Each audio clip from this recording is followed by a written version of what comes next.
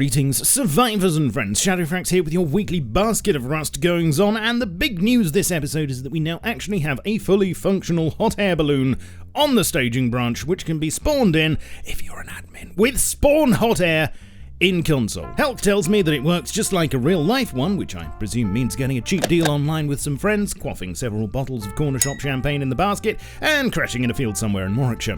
Or it could just be something to do with this highly true-to-life big red button on the side. You see, the controls for this thing are actually as simple as they can get, consisting of a single on-off switch, but it's the timing of the onning and offing that makes all the difference.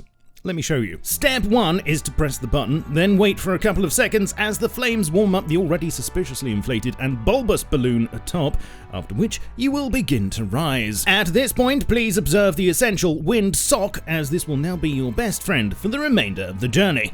Depending on your social life, it may already be your best friend, but that's by the by. You will notice that as your altitude increases, the wind will begin to change direction in a set and predictable pattern, meaning that A, this is definitely not Britain, and B, if you continue to rise, you'll just circle on the spot until everyone gets dizzy and vomits up their wolf curries from earlier on. The trick is to wait until the wind is in your favour, i.e. the sock is pointing firmly in the direction you wish to go, and then disengage the ignition to start coasting along that course. Naturally, because you're now losing altitude, the wind will begin to change direction again, so as I'm sure you'll work out pretty quickly, it's all a matter of letting off in bursts to maintain the right height. Once you're over your target comes the fun and slightly tricky matter of landing, which basically consists of turning everything off, closing your eyes, and spiraling downwards until you hopefully hit the right bit of terra firma. This could be especially interesting when it comes to getting the thing from B back to A, and it'll probably help if you've got a decent sized compound to aim for. It is possible to pilot it solo, although ballooning virgins may find it easier with a friend or two to read the sock and pass the champagne around, but whatever the case,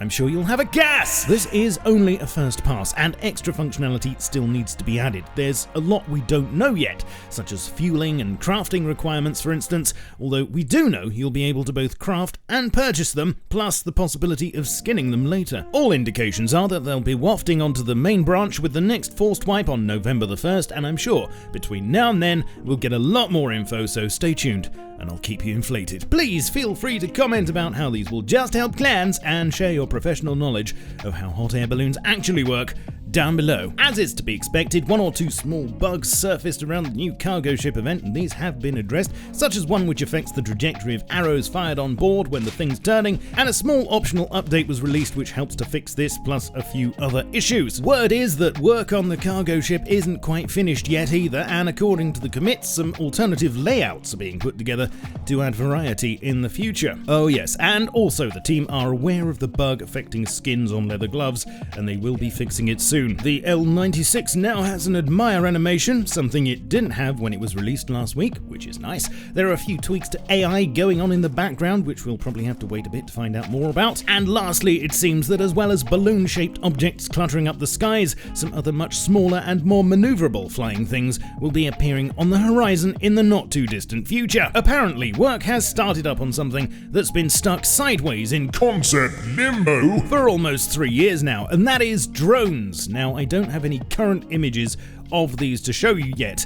I do have a lot of concept art though, just bear in mind that what we end up getting might look a lot different. I spoke to Helk about them briefly, and although details are thin on the ground right now, he did say that they'll naturally fit in with the CCTV stuff he's working on, which is exactly what I wanted to hear. Hopefully I'll have more for you on these soon, so hover around and I'll keep you up to date with the latest buzz. Thanks for watching. Please leave a like, sub, comment, bell ring and DNA sample down below, it all helps me muchly. Also join me everywhere else, such as Twitch, Twitter, Facebook, Discord, and my Steam group, and support me on Patreon for some sexy perks. I shall catch you all soon in another video or stream, but in the meantime, keep calm and stay rusty.